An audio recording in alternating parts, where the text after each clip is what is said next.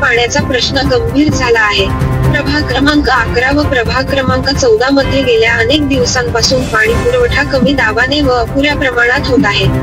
तरी मनपाने 4 दिवसात या भागातील डॅम पाणी पुरवठा सुरळीत करावा, अन्यथा तर प्रभागातील नागरिकांसह आयुक्तांच्या दालनात ठिय्या आंदोलन करण्यात येईल, असा इशारा मनपा माजी स्थायी समिती सभापती अविनाश घुले व माजी उपमहापौर गणेश भोसले यांनी निवेदनाद्वारे दिला।